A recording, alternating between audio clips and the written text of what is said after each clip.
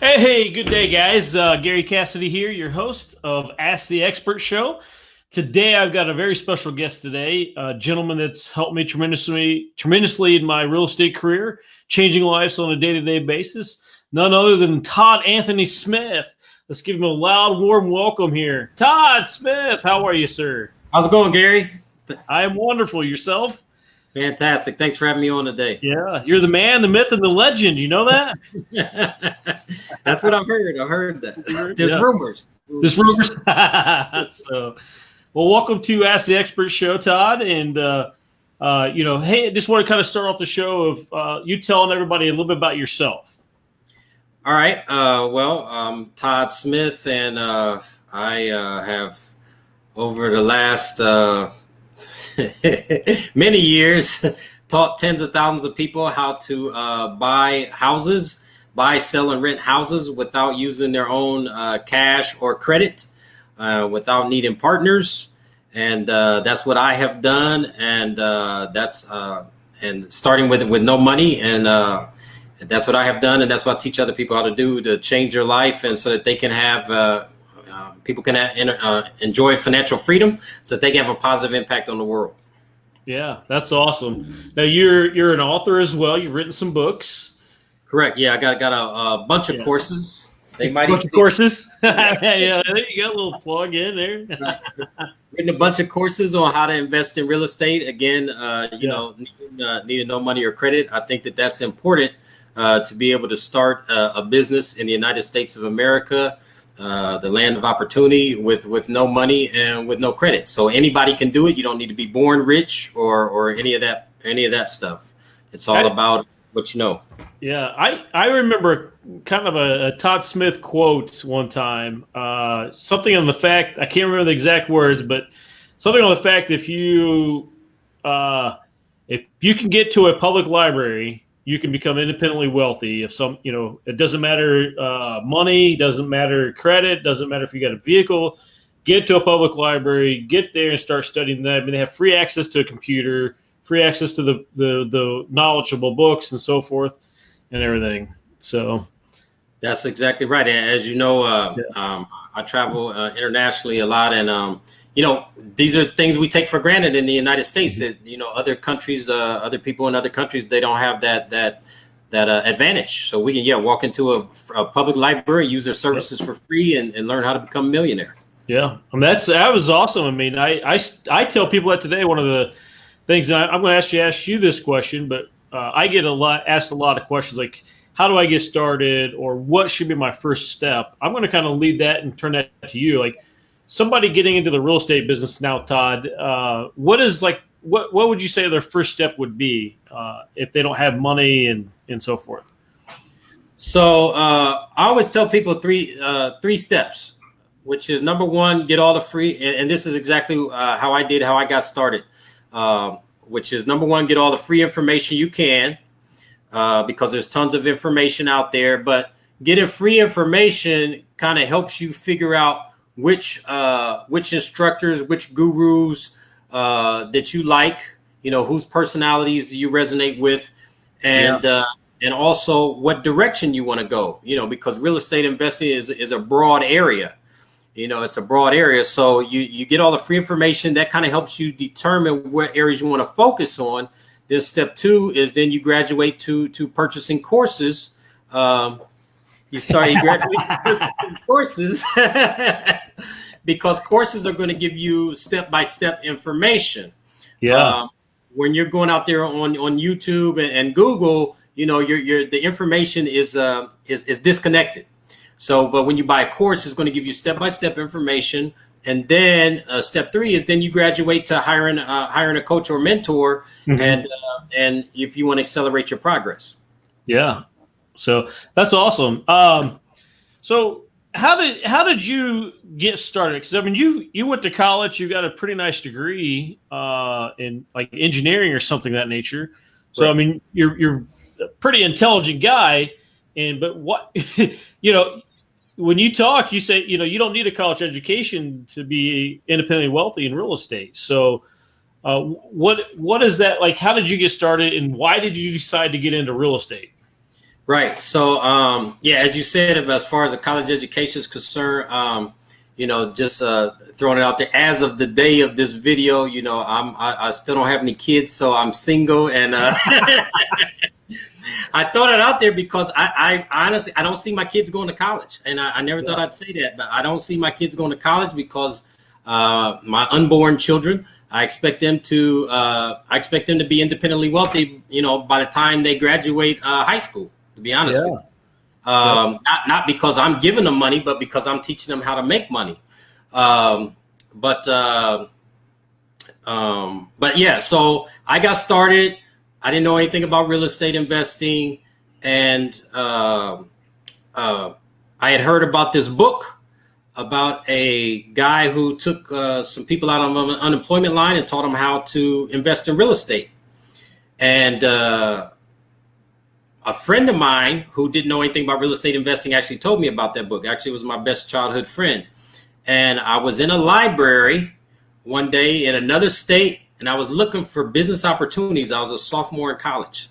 I was looking for business opportunities.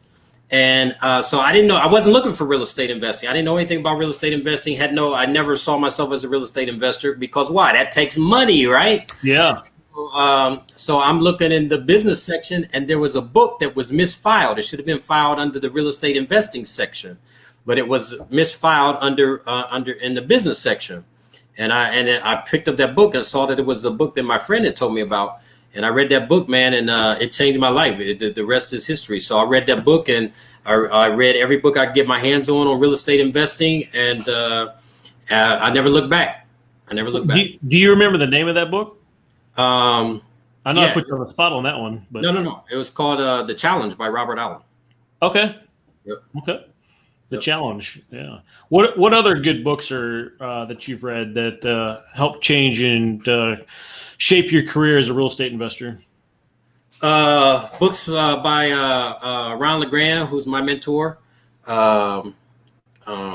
Ted Thomas. Foreclosure. I mean, so many, man. I mean, I do articles about the history of real estate investing. I did a series recently about the history of wholesaling houses, about flipping houses without doing repairs, and the history of that. But yeah, John. I mean, so many authors, man. I mean, basically, I'm a student of success. Yeah. So I can, tell you the whole history of, the people who are teaching real estate investing education now, who taught them and all of that stuff. So there's just so many, but John Schaub, Ron LeGrand, Ted Thomas, so many. I've heard of a couple, and I never heard of, did you say Ted Thomas? Yep. Ted Thomas. I've never heard of him. I've been doing interviews with guys and been around and seen a lot of the circuit, but who's Ted Thomas?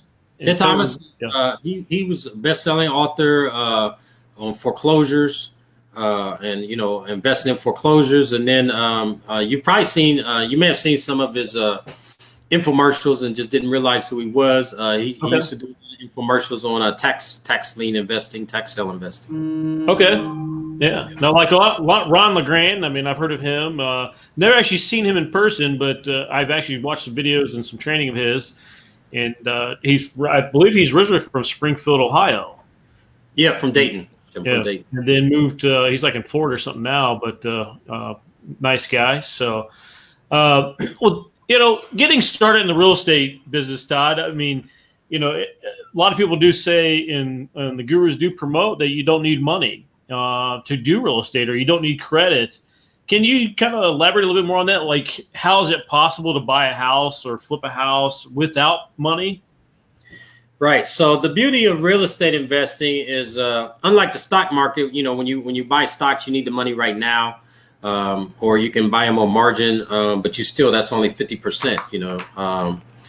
But when you do a stock transaction, it takes place right now. When you do a real estate investing transaction, it takes at least a few days under normal circumstances, because there's time involved. So during the time that the agreement is signed and the time that the deal is closed, that could be anywhere from as few as 3 days to 60 days. You know, from the time that you say, okay, I want to buy this house, and the seller says, okay, I want to sell you this house. You know, so during that time, you know, you've got time. You've got time to find somebody that will pay more than you. So that's the basic gist of it.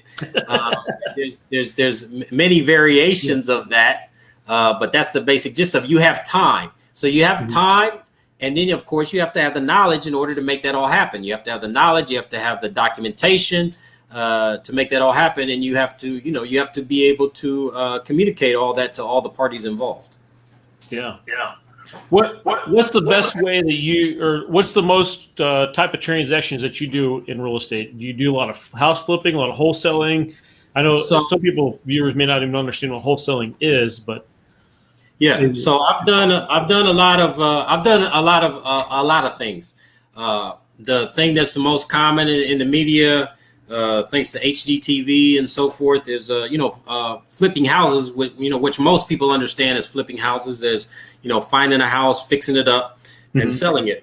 Selling it for a big profit. All right. So in my world, we call that retailing or rehabbing houses. So I've done a lot of that. The other thing people know about is being a landlord.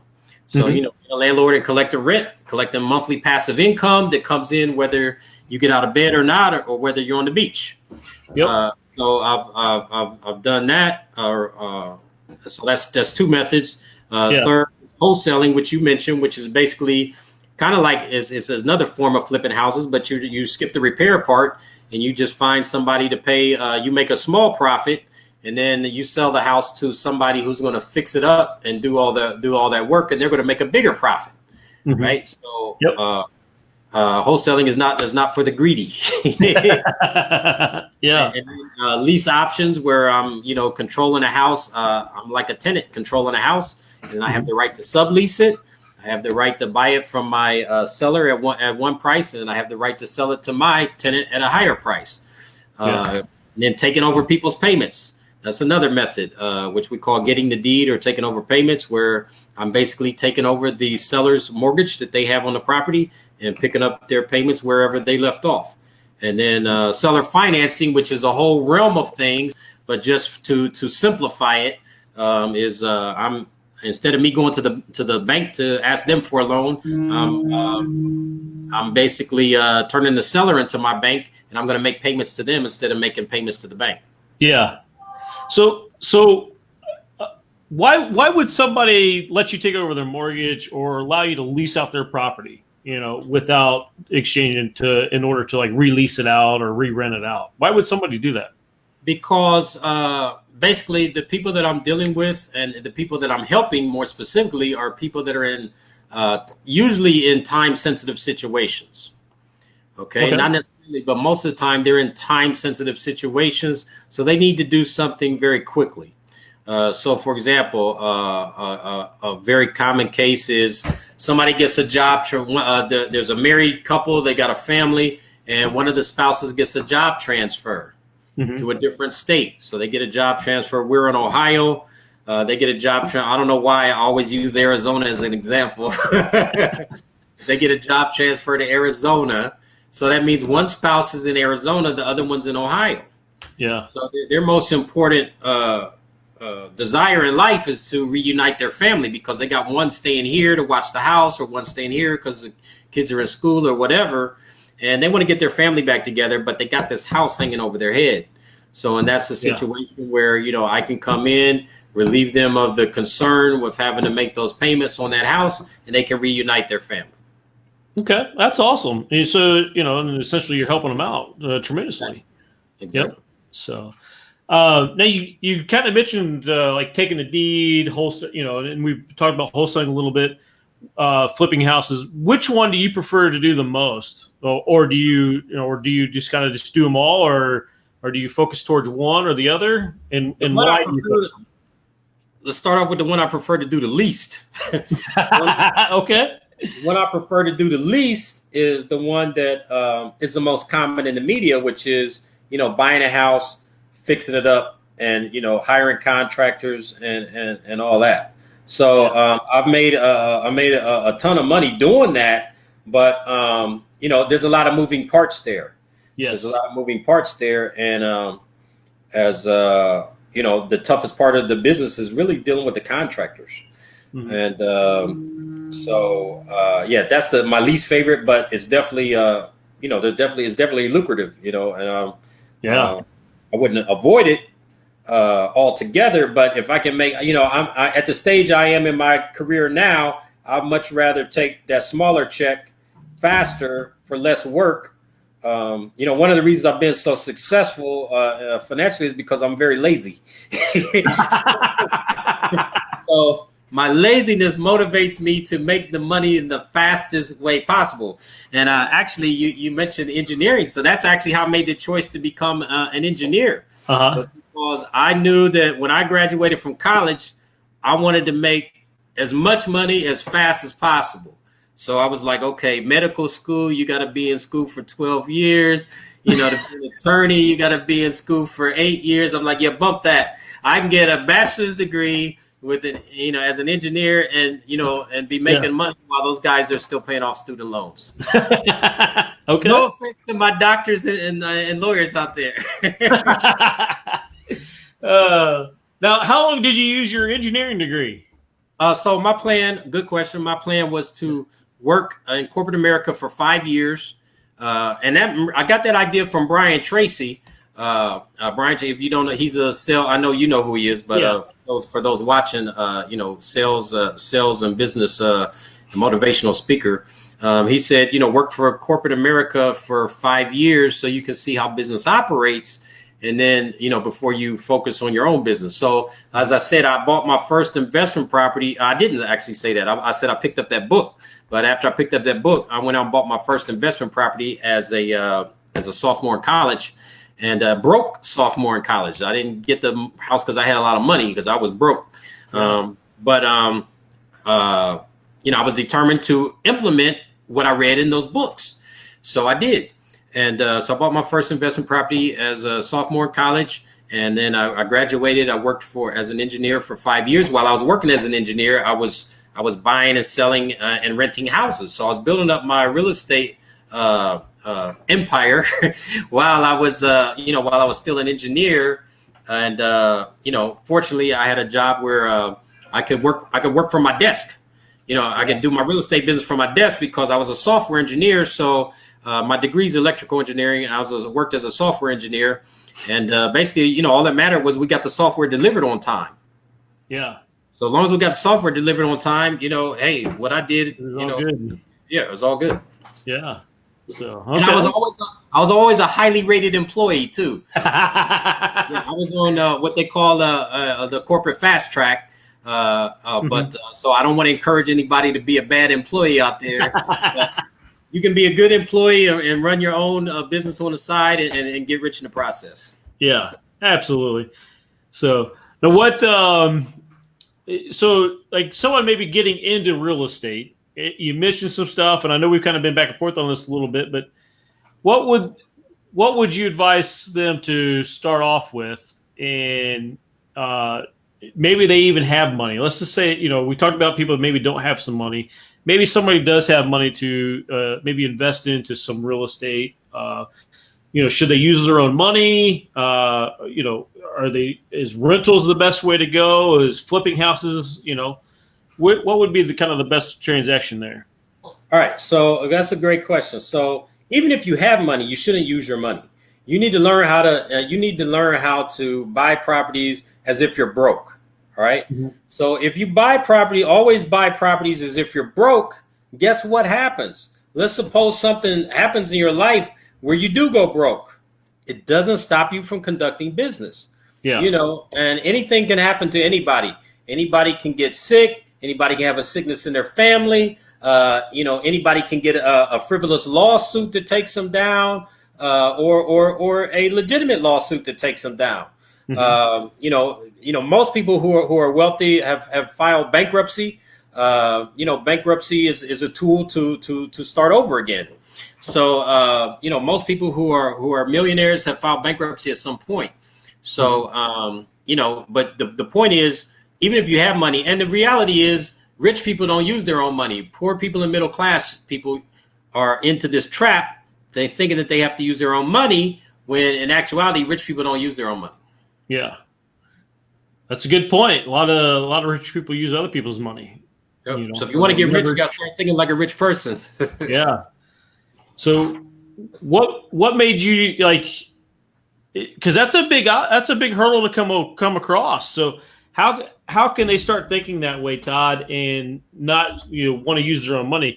I train a lot. I'm at seminars a lot, and that's one of the big things that I hear is people want to use their money for quicker start or to jumpstart it, but in reality, it could be taking all their cash away from them. Right. So yeah, actually having money, believe it or not, having money and having credit is a disadvantage. Yeah. Because they're making stupid decisions, and they're trying to. A lot of times, people think that the myth that it takes money to make money, which is not true whatsoever. Mm-hmm.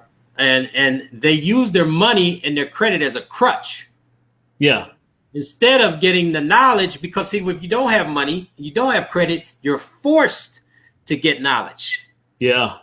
But if you have money and you have credit, then you tend to think that you know stuff because, hey, I've done well for myself. I've got this money and I've got this credit, but yet you can't get to the next level because you don't have the knowledge. Yeah. So so in my world, Gary, and your world, we substitute knowledge instead of cash and credit. Yeah. But when people have cash and credit, they rely on that as a crutch instead of getting the knowledge that they need. Yeah. Somebody should write that down. Give me credit. I got a recording of this, so that's good stuff there. Just give me credit. Todd Anthony Smith under all my quotes. Yeah, there we go. Send that out. So, well, good. Now, you write your own courses and stuff now, and you teach people. I mean, you're one of my very first mentors that I've actually ever had in the real estate world. And so, but what makes Todd different than other gurus out there? What makes me different is that one of the things that makes me different is it seems like I've encountered a lot of nothing has come easy for me, and I've run into a lot of challenges that other gurus either don't talk about or don't run into. Yeah. One of the things, I mean, I just developed these courses, as you know, because Gary, when you were in my coaching program, these courses didn't exist. No, they didn't. But yeah, I just developed these courses, and man, I was going to say something about that, about the courses before the courses. But anyway, ask me that question again, Gary. I'm sorry. Oh, now I've forgotten. I got to rewind. What makes me different? What makes you different from the other guys? Right. So I was just saying that I put a lot of things in my courses that a lot of the gurus don't talk about. I mentioned that I just developed these courses, so I'm not people know about me, but I'm not out here doing speeches every 5 minutes like a lot of these gurus are. Mm-hmm. And a lot of the gurus that are doing speeches every 5 minutes, their speeches are prepared. So they tell the same stories all the time. And if you ask them something different off of that script, a lot of times, they can't adapt to that because they're so used to telling the same stories. Whereas me, what I like to do actually is, from coming to my meetings, I love to answer questions. I love to do Q&A. I love to feed off because I want to help people where they are. I want to help people where they are. I'm not, even though I have some courses to sell because I know that I need to impact more people. For many years, I did these meetings but I know that I have to impact more people outside of my local area because more people need financial freedom. And right now, especially during this pandemic, more people need people are starting to realize, hey, they can't depend on their job. Yeah. So I guess if one thing makes me different is because I'm more accessible and I really sincerely want to help people succeed. And I believe that the American dream is alive and well. If you're, this may offend somebody, but yeah, if you're poor in this country, it's your own fault because, and I heard Albert Lowry say that. Albert Lowry, that's another name you need to look up. You probably don't even know who he is, do you, Gary? No, I don't. Yeah, he's one of the grandfathers of the Dr. Albert Lowry. Yeah, he was actually from Canada. And that's why he said that. He was an immigrant from Canada. So he said, hey, if you're broke in the United States, it's your own fault. And I think his book, his old school book, I think it's How to Become Financially Independent by Investing in Real Estate. But yeah, so so anybody out there, it's not, there are no excuses. What you need is the right knowledge. So it doesn't matter your color, doesn't matter your gender, doesn't matter your family background or anything. Where you come from a broken home or whatever. You can succeed. There are no excuses. Doesn't matter how broke you are. Both of my parents came up from abject poverty. Especially my dad. My dad was so poor, Gary. I don't know if you ever. I've never met your dad. My dad was so poor that he literally, when he was growing up, that he literally had to go to the city dump to find food. Wow. That's how poor my dad was. My mom, she got a college degree at a time when black women didn't get college degrees, or when black people didn't get college degrees. Yeah. So, there are no excuses. My parents were middle class. They had no idea how to run a business. So I can say, oh, well, nobody showed me anything. No, you got to go out and find what you need. In fact, my dad failed at business. Yeah. He tried business, but he wasn't an entrepreneur. Gary, some people are wired to be entrepreneurs. Some people aren't. But anybody can become an entrepreneur if the desire is strong enough. Yeah, absolutely. And a lot of people become entrepreneurs when they get fired. Yeah. Yeah. So you mentioned something earlier about the pandemic and everything. So, like the COVID-19 right now, how do you see it affecting your the real estate market? How do you see it affecting your personal business, things of that nature? Again, there's no excuses. Anytime that, first of all, anytime there's a major change, if you're taking notes, write this down. If whoever's listening, watching, anytime there's a major change in the economy, there's going to be a great divide between the haves and the have-nots. Let me repeat that. Anytime there's a major change in the economy, there's going to be a great divide between the haves and the have-nots. Now, if you're a have-not, that might sound like bad news, right? Yep. If you're a person that has, you're not affected. But the thing is, the good news is you can choose which side of that equation you want to be on. Yeah. Anytime there's a major change in the economy, somebody's going to make a ton of money. Yeah. And it might as well be you. Whoever's listening to this, it might as well be you. So what's the difference between the haves and the have-nots in that situation? Because we're not talking about people who are born wealthy. The difference is knowledge. So you need to get knowledge, and you need to get it as soon as possible, and you need to implement it, because knowledge that's not implemented is knowledge that's not. This is another quote. Write this down. I got to write down a lot of stuff. Knowledge that doesn't get implemented becomes regret. Yep. Knowledge that doesn't get implemented becomes regret. Somebody write that down. We're going to take a bunch of clips out of this video, Todd. Yeah. So, yeah. So anyway, but getting more specifically, so this economy is going to create, and it's going to be slow. It's going to be slow because, the banking industry, everybody's trying to figure this out. The government's trying to bail people out, but that's not going to last forever. All right. Yep. And then people are uncertain. So the bottom line is, again, the people that I help when I buy their houses, I'm looking for people in time-sensitive situations. So, in fact, Gary, a lot of businesses are going out of business right now. Yep. Right. Yep. So there's going to be a tidal wave of motivated sellers that are going to be coming on the market over the next few years. Yes. Right. And a lot of investors are going to be scared to enter the market because they don't know what to do, and because they don't have the knowledge. They don't have the knowledge. I love the plug of how to invest different ways. most investors, they only know how to flip houses. I buy a house, I fix it up, I flip it. Yeah. And nowadays, a lot of people are skipping that because there's so many people teaching wholesaling. So all they know how to do is put a house under contract and then sell it. They don't even know how to hire contractors. Yeah. And they sure don't know how to do lease options. They sure don't know how to take over payments. They sure don't know how to structure seller financing, do land contracts, or any of those kind of things. So if you want to survive in the market, in the upcoming economy, you need to become a transaction engineer and learn how to do multiple types of deals so that you can not only make more money, but so you can help more people. The only way you can make money is by helping people, period. The only way you can make money is by helping people. The more people you help, the more money you'll make. Yeah. That's funny. You kind of mentioned, like businesses going out, closing down and so forth. I've actually been able to go in and essentially wholesale businesses recently. Awesome. And using the exact same techniques that I've learned from you on wholesaling, 8-10 years ago, whatever that was.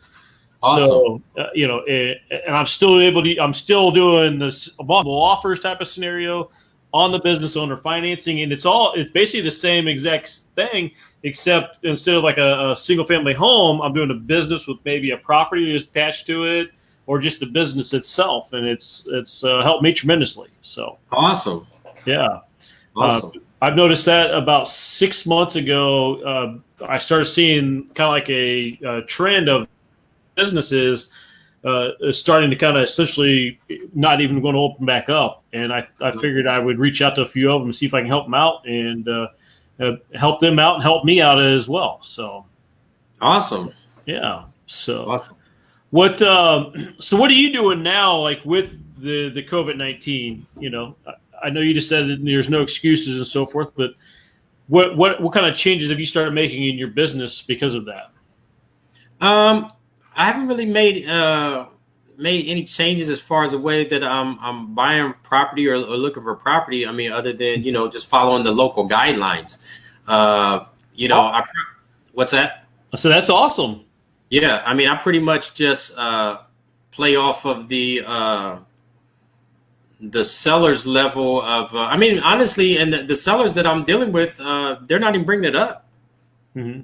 I mean, they're not even bringing it up. So. Yeah. Well, that's good. Are you seeing a trend of like people like because of them losing their jobs? Are you seeing a trend of that coming this way yet, or foreclosures? What's kind of the future look like for you in the business? No, I haven't actually dealt with a lot of sellers lately. Right now, in those situations, just. Like selling for job loss or anything like that.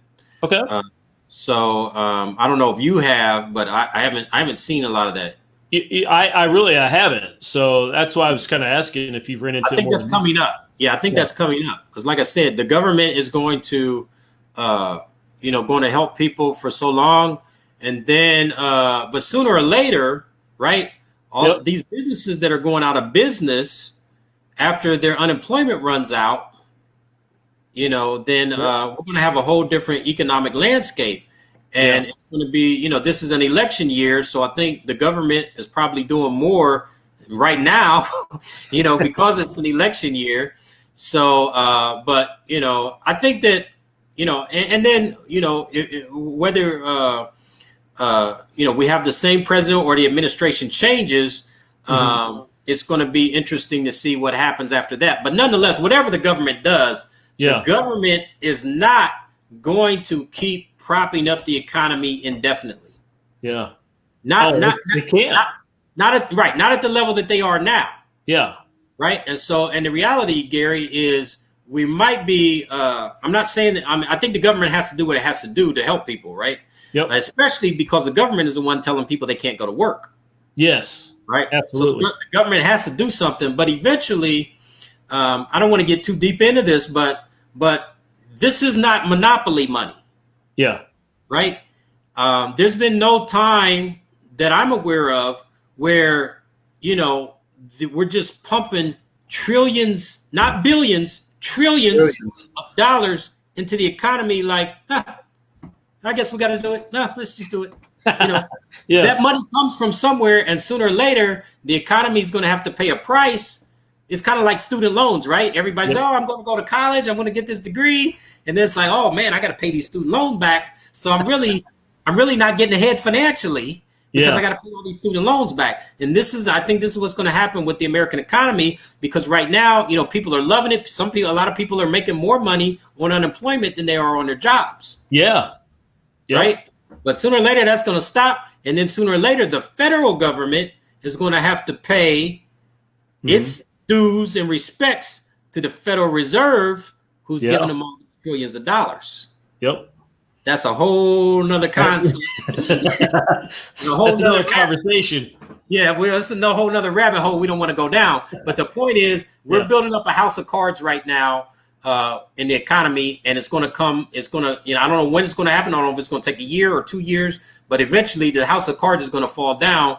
And, there's going to be a lot of people that are going to need help with their real estate. And, the people that are educated and trained properly, preferably by me, but preferably by me or Gary, right. are the people that are going to be able to prosper, when stuff hits the fan. Yeah. But it's very important to understand this, with the economy and the finances with, like you were saying, I mean, they're pumping trillions of dollars in. Not too many people realize, I have family that think it's just the checks are just going to keep coming, and they're not. I mean, it's going to stop. So, and education, I mean, I've heard you say education so many times in this interview that it's important, but it doesn't have to be the education directly from a college degree. It's the education from actually doing the transactions, understanding education for colleges. I agree. I think everybody should go to further their education. I personally don't have a college degree. I know you do, but I strongly recommend everybody, regardless if they're out of college or not, to continue to keep learning. I'm glad you clarified that. So anytime I'm using the word education, I'm sure Gary knows this, but I'm glad he made me clarify this. I'm not talking about college education. I'm talking about real estate investing education. That's what I'm talking about. And I'm not talking about from a college. I'm talking about from somebody who is financially independent and who's bought a ton of property and become financially free. Those are the people you want to learn from. Yeah. Now, we both mentor people, right? Correct. And so you got your plugs on your courses behind you, and we'll maybe get to that in a minute, but who is your mentors? Did you have mentors growing up? Did you pay for mentors at one time? And how did that work for you? Yeah, so I mentioned, my main mentor, Ron LeGrand. I mentioned him already, and he was my primary mentor. I have so many guys, some people I've never met, that I consider my mentors. Okay. So many people that I've never even met that I consider my mentor because I'm a student. So anybody that has more knowledge than me, I'm gonna suck every ounce from them I can. I mentioned, Ron LeGrand, John Schaub, Ted Thomas. So many, man. Yeah. So you continue to have mentors till this day? Oh, to this day. Yeah. I'll never stop having mentors because there's always somebody that knows more than me. And, a lot of times, not a mentor, but I think it's important for people to know because a lot of times it's easy for people to look down on other people, but you can learn from somebody who knows less than you. Absolutely. You can learn from somebody that knows less than you. So don't, look down on people because they know less, and you can pick up a tip because somebody may have had an experience that you haven't had. Yeah. But in general, of course, you want to learn from people who have accomplished what you want to accomplish. Absolutely. And it doesn't matter what if real estate or fixing up cars. I mean, find somebody that can, that's been there, knows how to do it and learn from them. Right. I mean, that's the whole concept of a mentor. And you don't physically have to know the person either for them to be a mentor. It could be somebody that it was a mentor just by reading their books. And so, well, for example, Richard Roop, I don't know if you know who Richard Roop is. I do. So Richard, I made a Facebook post the other day about, if you had $10 million an extra $10 million, how would you spend your time? And, Richard Root was following me on Facebook. I didn't even know. And he responded because he does a workshop or a class on that very subject. Uh-huh. And I was like, wow, Richard, you don't even know who I am, but, I've been following you for years. And, next thing I know, I'm on a call with Richard Root, and, he's on a call. He told me a 14-minute call. We're on the phone on a call for like 90 minutes. Oh, that's awesome. Yeah, that's awesome. So, it's all about, taking action, and now, so now he's interested in my courses. So, Yep. Very cool. That's cool. So now we're kind of getting towards the end of the show. I know. How do people get a hold of you, Todd? Like, how do they find you? I know I'm going to pull up your website here in just a second. Yep. Tell us about your website and stuff. Yeah, my website, imentorrealestate.com. If you go there, there's access to a free training seminar, 90-minute free seminar that I did. Actually, I did that at a Gary's local RIA group, and we recorded it. And it's a ton of great information in there. I even have I require my coaching students to watch it because I cover some things in there that I don't normally talk about. And, so a lot of the mindset, because, we talked about education, but a lot of this really comes down to mindset. So there's also my courses will be on there that I have. If you want to purchase any of my courses, I got my blog articles on there. So there's a lot of free information on the website to help get you started. And then, when you're ready to graduate to some paid courses, I have those on there as well. Awesome. So obviously, if you want to find out more about Todd, go to the imentorrealestate.com. You can follow Todd. You're on Facebook as well. Yeah, look for Todd Smith, Real Estate Mentor on Facebook. Yeah. Now, you also do a lot of dancing, right? And you dance all over the world. That's correct. That's correct. I'm a salsa Latin dancer, salsa dancer, bachata dancer, and this is actually an authentic handmade shirt from South America, and yep. So I travel nationally and internationally to dance, locally, nationally, internationally, and I run dance events. Also, every week. That's my passion. So real estate, was able to allow you to go to do other things as well, right? That's correct. You're dancing and you're traveling. I think one time you was in South America for like a month or two, weren't you? Yeah. Seemed like it anyway. Yeah. So it's all about freedom. It's all about freedom. And, that's what I preach. That's what I teach. And that's what I live, financial freedom. And it's not about having the most money in the bank account. It's about, being able to enjoy your life the way you want to be able to enjoy it. Do what you want to do, when you want to do it, with whom you want to do it, and also be able to have a positive impact on the world.